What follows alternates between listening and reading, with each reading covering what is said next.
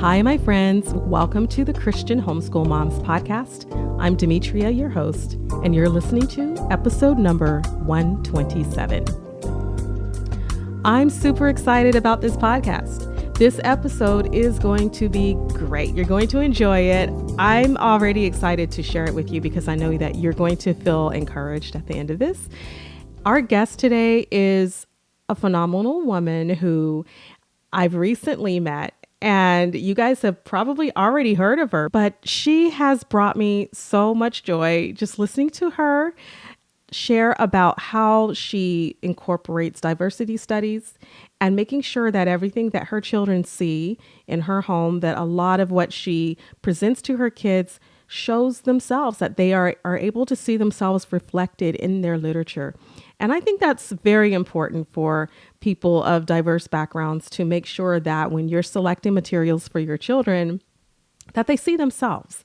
And I love that that's what she does in her home. And she provides resources for homeschool moms and dads to purchase from her website that will help you to bring in those cultural studies and those diversity studies into your home if you're seeking that.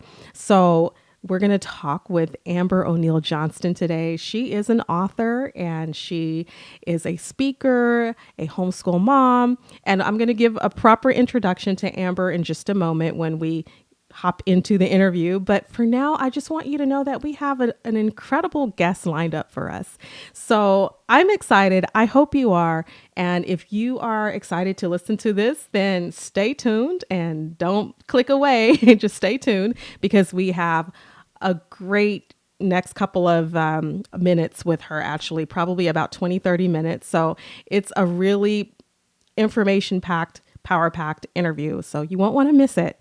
So listen in. Make sure you have some time set aside where you can listen to see what we're going to be discussing. I very briefly wanted to share with you that if you are over at iTunes and Apple Podcasts, I want to invite you to please support this podcast by leaving a review, and all stars is great. And that lets iTunes know that this is a credible homeschool worthy podcast.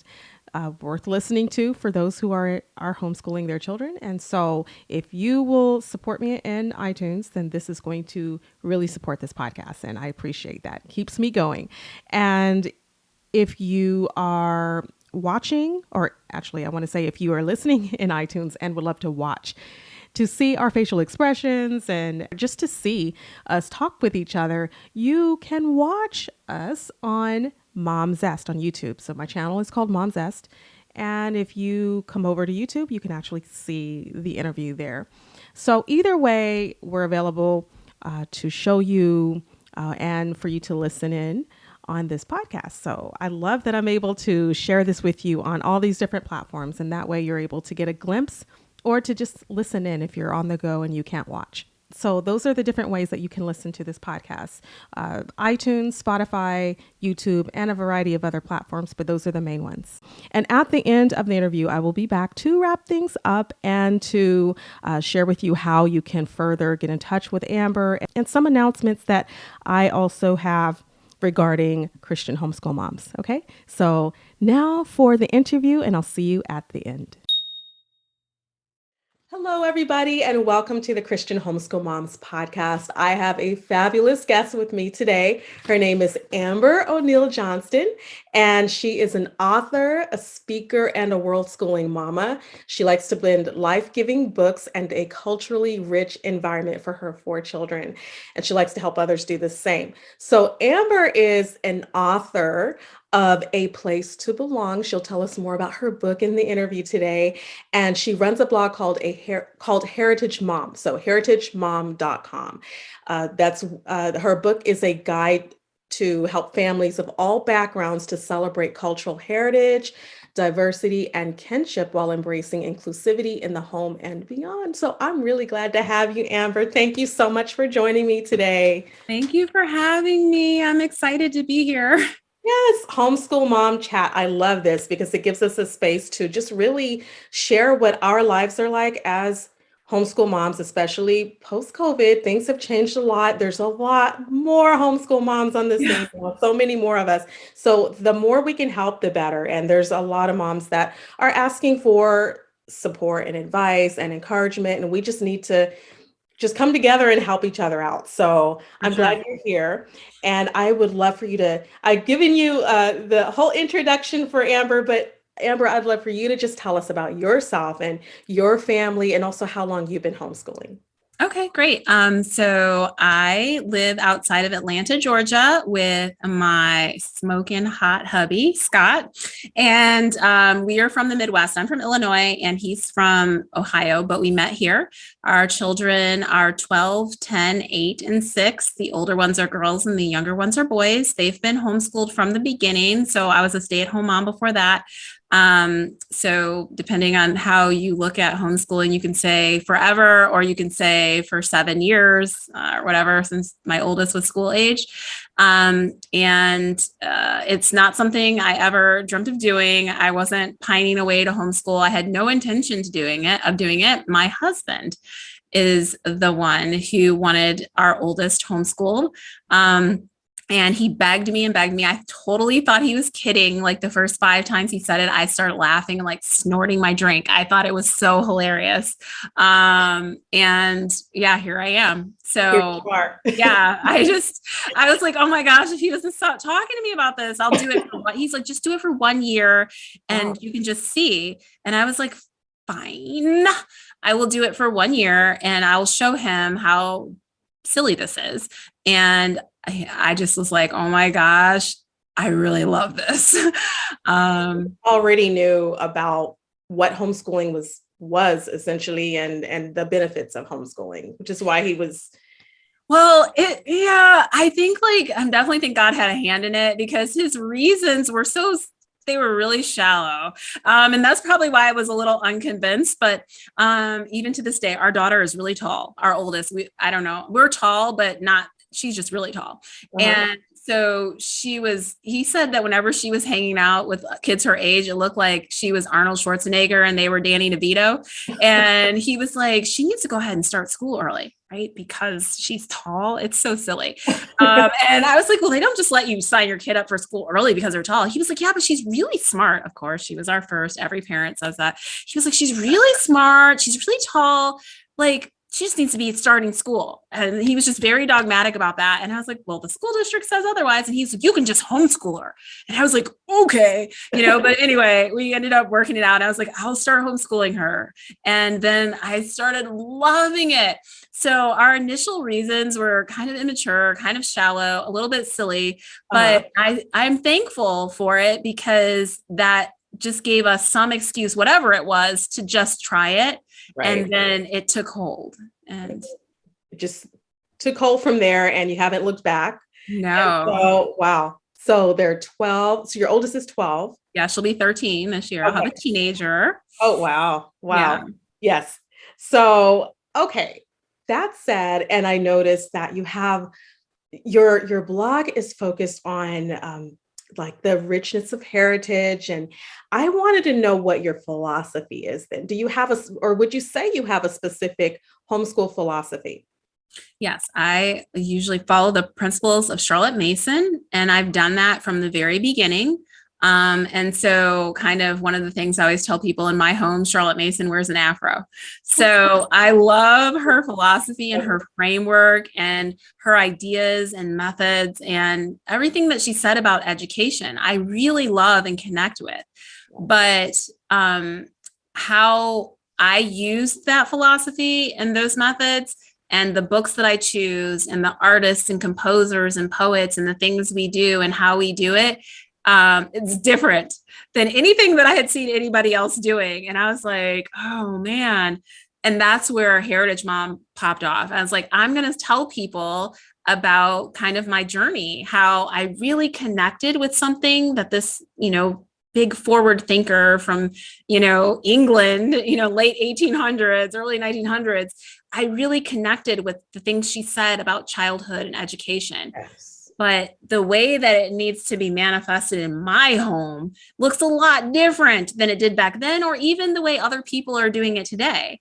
And so she often talks about spreading a feast for our children. And I always tell people, and as the mother, the woman in the house, it's my job to season this food up just right for my family, because that's what the matriarch of a home does. And so my philosophy is rooted in Charlotte Mason, but I do it in a culturally affirming way for my kids. Oh, I love that. I love, love, love that. And of course, I love Charlotte Mason. I'm always reading her materials. I love that she says that the home, the atmosphere, or education is an atmosphere for you, your kids. And so I love what you're doing on your blog. So you've kind of already given us an idea of how your blog came to be and your philosophy, and you're showing maybe your typical day of homeschooling based on the Charlotte Mason method, but also your flavor, your take on that method. So share a little bit about your day-to-day. Like, what does the day in the life of Amber, what does it look like? Okay, so we get up. I like kids to wake up naturally. So I try to plan our days based on the rhythm of kind of where they are. We tend to be a stay up later type of family. And so I start our day a little bit later. We get up, we have hot breakfast, we sit down at the table, and I eat usually earlier. So while the children are eating, I will start reading something to them. And so we start with Bible. And if they're done eating by then, we'll sing our hymn. So hymn study is part of that. And I'll read poetry. We'll take turns reading poetry from day to day. And then the children have Bible verses and poetry that they recite. We may sing a folk song and have artist picture study, where we're focusing on pictures from a specific artist for several months. Our composer study, or dig deeply into one poet or a series of poets. So that's kind of what constitutes our morning time. And I'll also read anything that I want all the children to get, because they're all such different ages, but there's some books that are for all of them. And then we kind of break out into our independent time, snack, whatever. My little boy, who hasn't really officially started school yet, will scatter to his toys and whatnot. And then I rotate the rest of the day from child to child, sometimes doing the girls together because they're similar. And our home, we're kind of all in the same space, and we're all there. We can all see each other, but we're having our own little conversations. And then later on, after lunch and finishing up things, they'll practice piano and play outside and all that. And we'll usually come back together for a family read aloud that we've always done. And then it's just kind of what Charlotte Mason called afternoon occupations, or what we might say free time, but you can do almost whatever you want, but off of my list of things you can do. And I spend the rest of that time. So a lot of margin and white space in the day for them to work on handicrafts, or to explore things, or play in the creek out back. They can fish in the lake across the street.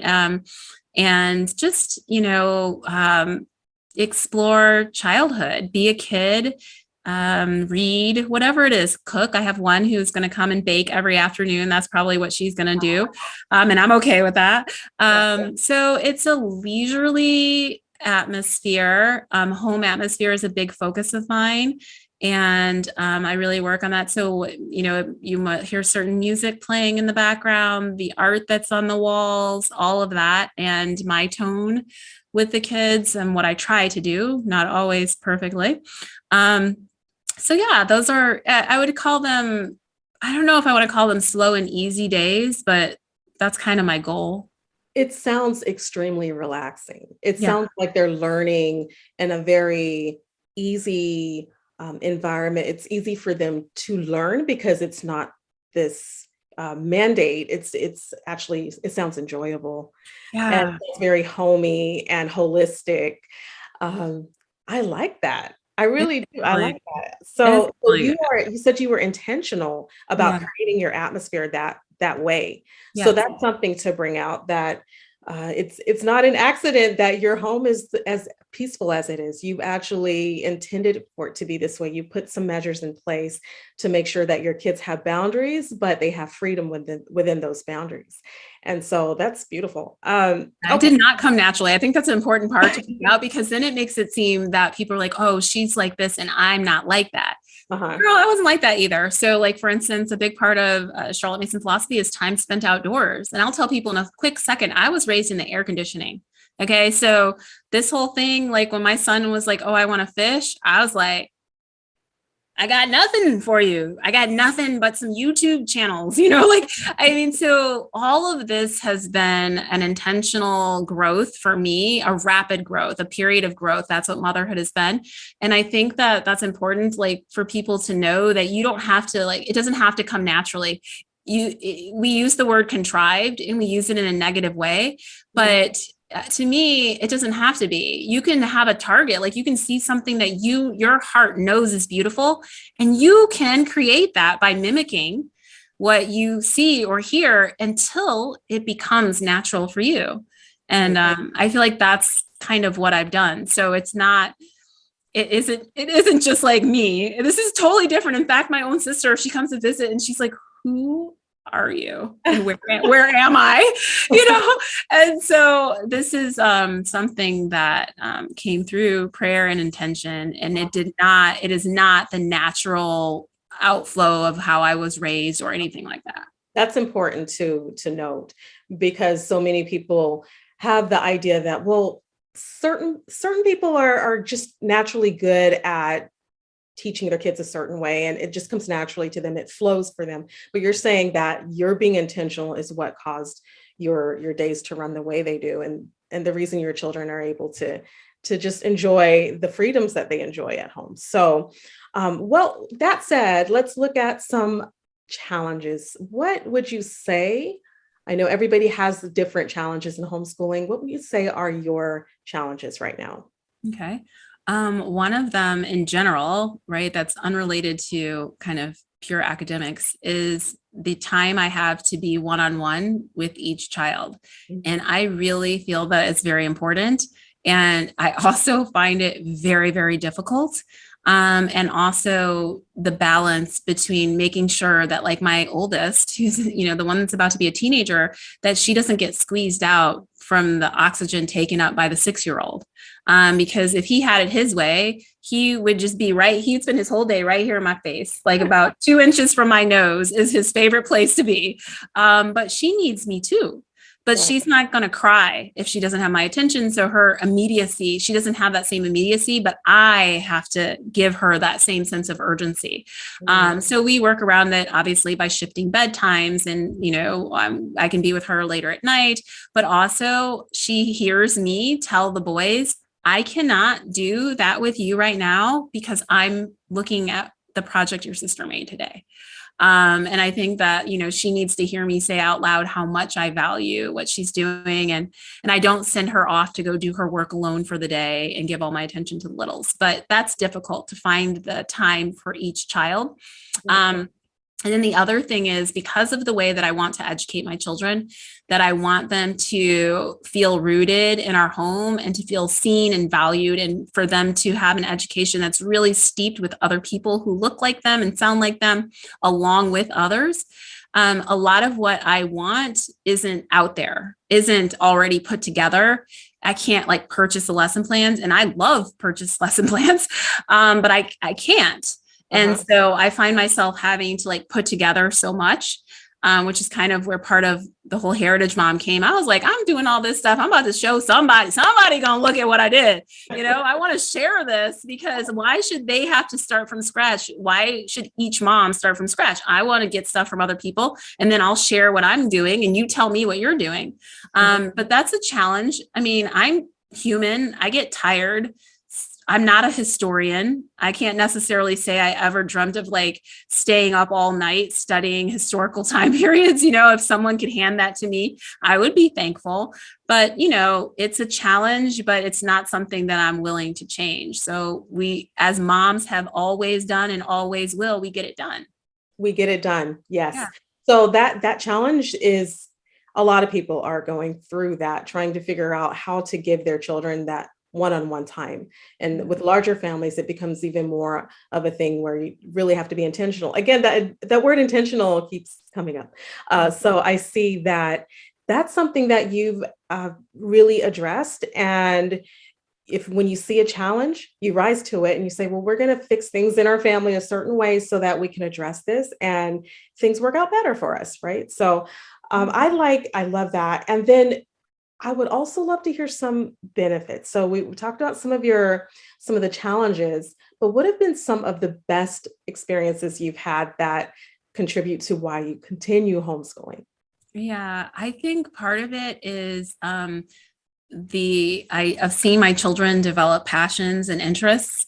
Now, on the other hand, I haven't been able to dictate those. Like in my mind, there are these certain passions and interests that I would like to see my children pursue with gusto. They never do the ones that I think would be like cool and impressive or whatever, but they are their own little people. And I love being able to see what lights them up or what excites them. And I really appreciate I'm a product of public education. And so I don't bash that because I had a great education. Same with my husband. My parents were both retired principals.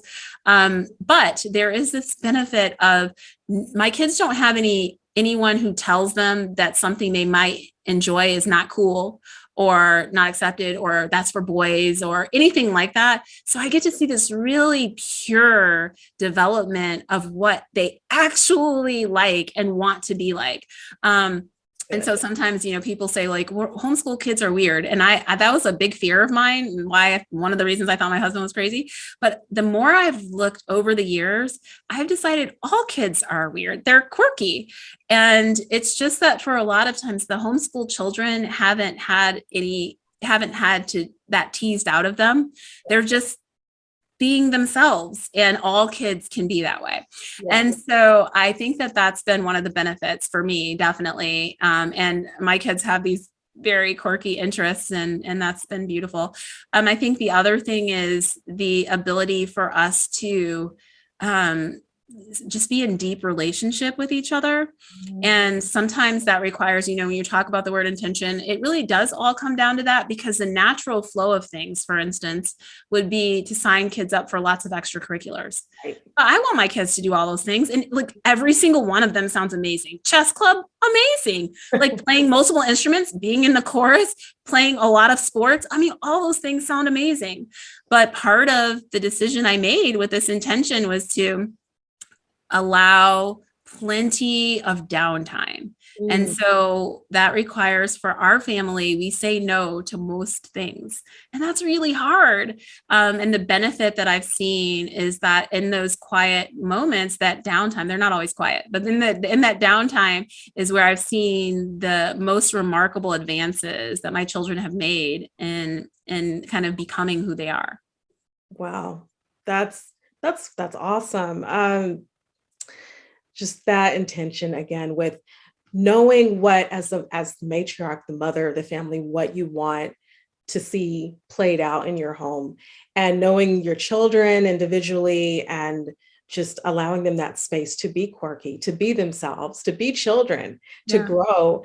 And they need space. They need time. They need downtime and free space outside, inside. They need all of that in order to focus on what they enjoy and just be kids.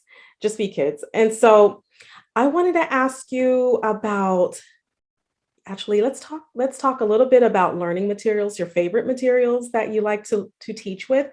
And then I want to learn about the materials that you've created also. Okay. Well, those questions are related. So that's easy. Okay. So part of, a Charlotte Mason education, it's one of the foundational ideas is this thought of living books. And these are books that are really, really well written, that the child can like dig into a little bit, that present powerful ideas that they can connect with and learn from great thinkers. It might not always be the original thinker. It might be someone who's thinking about somebody else's original thought, but in a really good, deep, rich way.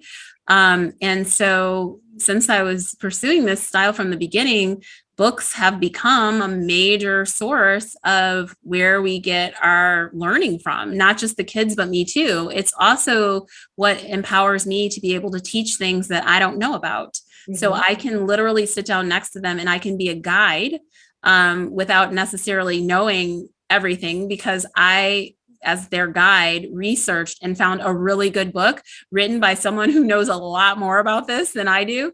And we're going to learn it together. So coming out of that, I was spending so much time picking these books. And then I like to have like a multimedia approach. I mean, I know Charlotte didn't have a computer, but I do.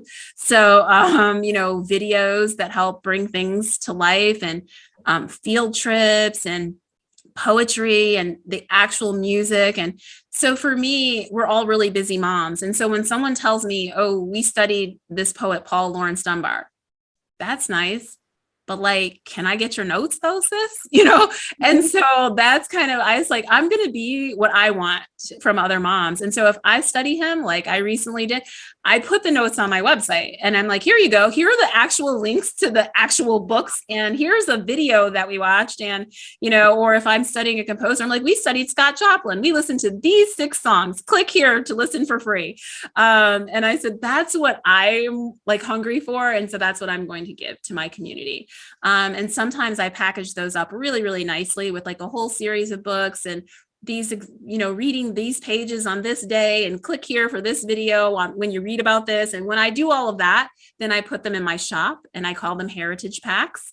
And they're still very inexpensive. You can download them or have them printed and shipped. And it's just my way of kind of giving back and saying like, hey, you don't have to start from scratch. Here's what you could do is really great. So all of us, we could all use that. We could all use support. And the fact that you have offered this and you're taking the time to document what you're using in your family, and you're saying, here are my notes. Just do what I did. And, it's already there for you. It's already been researched. So tell me more about the heritage packs, actually. What do they consist of, and how do they help with a culturally rich homeschool? Sure. So like 7 of them, all kind of matchy on my site, you'll see. And there are different aspects of mostly Black American history, but I have one that's like African culture and but all that type of mix. And they're kind of topical. So you could kind of say I heard somebody say unit study, but most of them are for a whole school year. So it's more than a unit study. It's like you're actually delving deeply into this aspect. So there are some that are just a general span of the history of Black people in America from the beginning all the way to now. And then there's one where you spend the whole time on the Harlem Renaissance alone. And you're just like going so deeply into, because there's so much there. I mean, like, oh man, I could spend could do 2 years, right? There's one on just the civil rights movement and the civil rights period and the people, and a lot of women's voices during that time, which had been very silenced. I, at one point, couldn't name a single woman other than Rosa Parks. And so a lot of time to allow our children to see that there were many different people who came together during that period. There's one on fairy tales, folk tales, and tall tales. And that's just really rich, because those are the types of things I wanted my children to see. Like, I remember my kids going on a play date one time, and in the car, they couldn't wait to come out. And my daughter was like, Mom. And I was like, what? She was like, she says she had a Rapunzel doll, but her Rapunzel doll was white. And I was like, what? Girl, get out of here. Because my daughter, her Rapunzel books had a Black Rapunzel. And so she was just like, and I was like, girl, yeah, characters can be anything. And I was like, I am winning. And so I just think it's great for a child to be able to look at a princess and to see themselves, to say like, I could be a leader of a kingdom, and I can have a prince and be in a magical land. And I think every little girl, not just my little girl, but every little girl should feel that. So we have a whole pack on just that. So it's those types of kind of like topical moments where it allows you a whole year to just swim in this goodness with your children. And then I have a couple of packs that are more multicultural. It's not just Black history. One's called Sweet Tea and Cookies. It's my favorite. And And it's a celebration of the American South. And people are always scared until they see my picture. They're like, oh gosh, what's this lady doing? And I'm like, no, it's me. It's okay. And so I talk about the goodness that Black folks, white folks, Indigenous folks have all poured in the food and the music and the poetry and the literature and the handicrafts and art and all of that. And I focus on the states that were considered part of the Deep South, where chattel slavery was at its worst. And I focus on those because those are the ones that I'm going to bring the most beauty out of, because we can get beauty from ashes always. We always can. So it's just like that type of thing. And I have one on multicultural hymns. And just really quickly, like, that's just a funny story, because I started in this whole Charlotte Mason hymn study stuff with my kids and they were little, and I've clicked the links that would come with these different curricula, and I would recognize the words, but I was like, I have never heard that hymn sung like that. And I was like, okay, we can learn that. And my husband would walk by in the back and he's like, what are you doing? And I was like, I don't know. And so I was like, okay. I'm like, kids, just kidding. JK. Okay. So some people do sing the song like this, and it's beautiful, because anytime you are singing to God's glory, it is wonderful and good and perfect. But people like us often sing this song differently. I'm just going to let you know. And here, I'm going to push play and I want you to listen to this. And my kids were like, oh. I was like, yes. And I was like, this, and it's the same words. And so, and then I started telling them, and I'm like, and you can sing it country, and there's bluegrass, and there's classical, and there's jazz. And so when I would talk about this, I talked about it on my blog one time. Everybody's like, we've got to see this.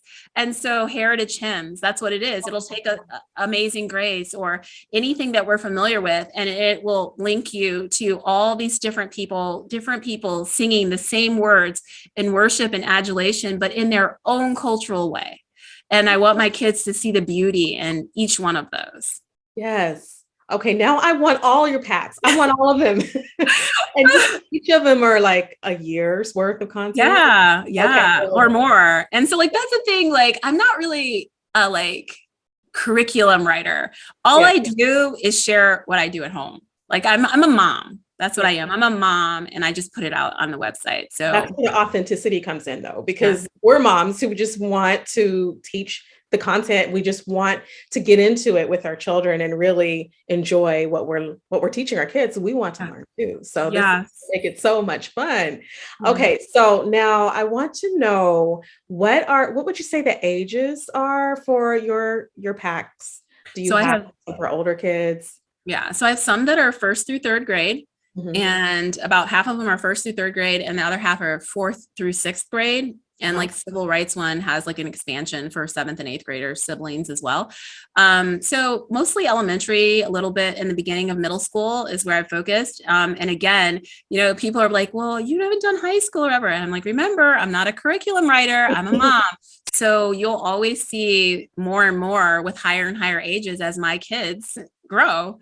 So now I'm about to have a teenager, and people can expect to see more things for 7th and 8th grade going forward, because I'll share what I did. Yes, that's good. And either way, we moms were creative. So we'll take what you have created for the younger kids and we'll expand on that. We'll take your expansion packs and then we'll also expand on it as our kids are older, because I only have a 14-year-old, but I think it would be great to have her learn this. So I wanted to ask you about your book now, because you do so much. So now you're an author and you wrote a book called A Place to Belong. So tell us about the book. What is it about? And then where can we purchase the book? Okay. Well, the good thing, again, it's about a lot of what we were talking about here. Essentially, the premise of the book is that I believe that a home atmosphere that roots children in who they are, and waters those roots so that they grow deeply, with the purpose of our children then being able to spread wide branches to others. That's the kinship aspect. So the subtitle is Celebrating Diversity and Kinship in the Home and Beyond. And so I talk about in the book, I touch on all the areas of your home where you can naturally be very inclusive and celebratory of your own culture and other people's, so that our children feel very comfortable in relationship with people who are similar and different. And, people are used to me talking about books a lot. And I even told you how important books are. But to give you an idea of balance, I wrote 3 chapters in my book are about books. That's great. But 10 of my chapters are not about books. So that's just one aspect. And, our children's academic life, yes, that's important, but there's so much more to a home atmosphere.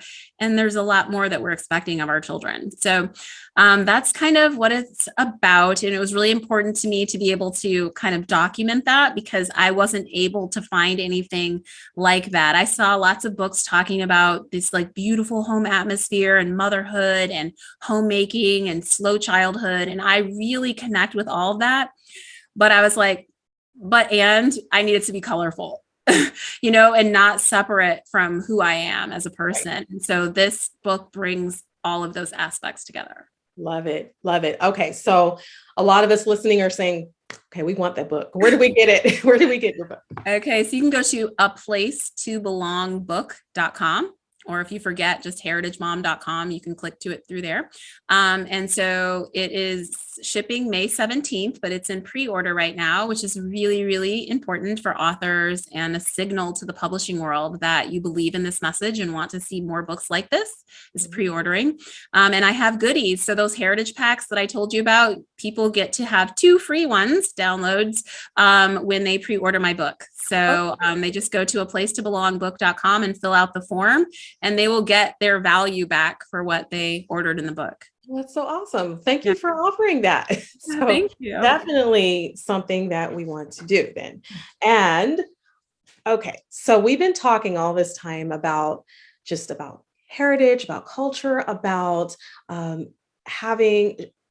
sharing that beauty in your home with your family, slowing down, Charlotte Mason, just lots of things, all really good stuff, right? And I could talk forever and ever with you about this, but I know that you have some things that you can share with homeschool moms to encourage, because there are moms who are just starting to homeschool now, and there are moms who have been homeschooling for 15, 20 years, and all of us still need encouragement.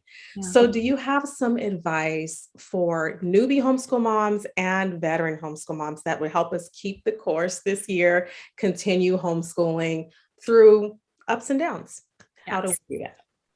Well, I would say the thing that has helped me and continues to help me the most, and this is something kind of that Charlotte Mason says, and it rings so true to me, but she talks about there is no separation between your spiritual life and your school life, and that those are one and the same, and that we are just required to guide. And we are so equipped for that because the Holy Spirit is the supreme educator. So you do not have to be able to do it all, know it all, have it all together, because that ain't your job. And that He is educating our children, and we are to do what we are here to do.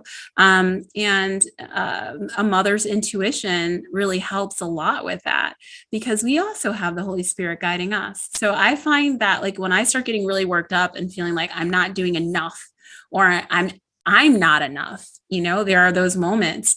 I remember that I am expecting too much and I'm trying to do too much. I need to stay in my lane, and I can always guide and love and care.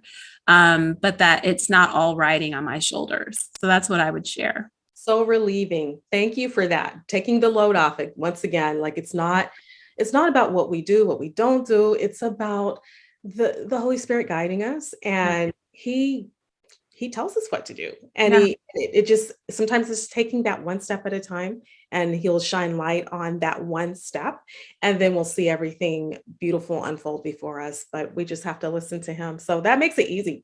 It does. It's very freeing. Yes, it is.